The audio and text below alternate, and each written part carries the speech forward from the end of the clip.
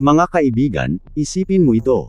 May mga pagkakataon na gusto mong sabihin kung ano ang nararamdaman mo, pero bigla kang napipigil. Para bang may tumitigil sa dila mo, at ang utak mo ay nagbabalik-balik sa isang tanong, ano kaya ang sasabihin niya? Ano kaya kung mali ang aking pakiramdam? Bakit nga ba ganito? Bakit minsan, mas madali pa sa atin na magkunwari o magpanggap na okay, kaysa aminin ang totoong emosyon natin? Ang totoo, ito ay natural na bahagi ng pagiging tao. Lalo na sa mga sitwasyon kung saan may kaakibat na takot sa rejection, judgment, o conflict. Kapag nagsasabi tayo ng totoo, naglalagay tayo ng sarili sa posibleng panganib, emosyonal man o social. Kaya minsan, pinipili nating manahimik kaysa magsalita. Halimbawa, isipin mo na gusto mong sabihin sa kaibigan na nasaktan ka sa sinabi niya. Pero imbes na direktang sabihin, tinitigil mo ang sarili mo. Sa isip mo, baka masira ang relasyon, baka hindi ka niya maintindihan, o baka lalo kang masaktan. Kaya naiipon ang emosyon at lumalala sa loob. Isa pang dahilan ay culture at upbringing.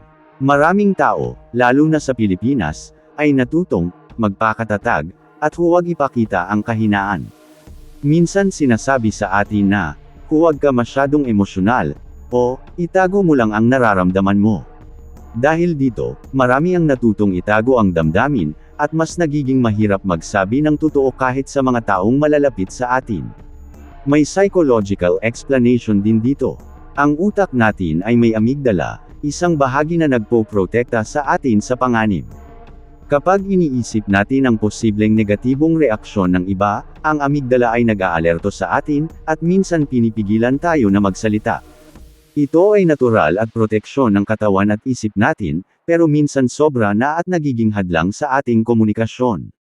Ngunit hindi lang sa takot ito. May mga pagkakataon din na hindi natin alam kung ano mismo ang nararamdaman natin. Kapag komplikado ang emosyon, halimbawa, halo-halo ang galit, lungkot, at guilt, mahihirapan tayong ipahayag ito. Kaya minsan, kahit gusto nating magsabi, hindi natin mahanap ang tamang salita. Ngayon, paano natin haharapin ito? Paano natin matutunan na mas madaling magsabi ng totoo? Una, kilalanin ang sariling emosyon. Bago mo maipahayag sa iba, kailangan mo munang maintindihan kung ano mismo ang nararamdaman mo. Maaari kang mag-journal, mag-meditate, o simpleng pag-isipan ng tahimik. Kapag malinaw na sa iyo ang damdamin, mas madali mo rin itong maipapahayag sa iba. Ikalawa, simulan sa maliliit na hakbang. Hindi mo kailangang sabihin agad ang pinakamalalim na nararamdaman mo. Pwede mong simulang ipahayag ang simpleng opinyon o gusto mong feedback. Unti-unti, masasanay ang utak mo at mahahasa ang kakayahan mong magsabi ng totoo. Ikatlo, piliin ang tamang oras at lugar. Ang emosyonal na sitwasyon ay mas epektibong pag-usapan kung parehong kalmado at handa ang kausap. Kapag stress o pagod ang isa, mas malaki ang posibilidad na hindi maintindihan ang mensahe. Ikaapat, huminga at manatiling kalmado. Minsan, habang nagsasalita tayo, napapalabas ang sobrang emosyon at naiintindihan ng iba sa maling paraan. Ang simpleng paghinga at pag-focus sa tono ng boses ay makakatulong para malinaw ang mensahe. Ikalima, maging handa sa iba't ibang reaksyon. Hindi natin kontrolado ang damdamin o reaksyon ng iba. Ang importante ay maging totoo tayo sa sarili natin. Kahit hindi maintindihan, mahalaga na naipahayag mo ang nararamdaman mo. Mga kaibigan, mahalagang tandaan na ang pagsasabi ng totoong nararamdaman ay skill na pwede nating matutunan. Hindi ito madaling gawin, at normal lang kung may kaba o takot. Pero bawat hakbang na ginagawa natin para magsalita ng totoo ay hakbang patungo sa mas malalim na relasyon, mas maayos na komunikasyon, at mas malusog na emosyonal na kalagayan.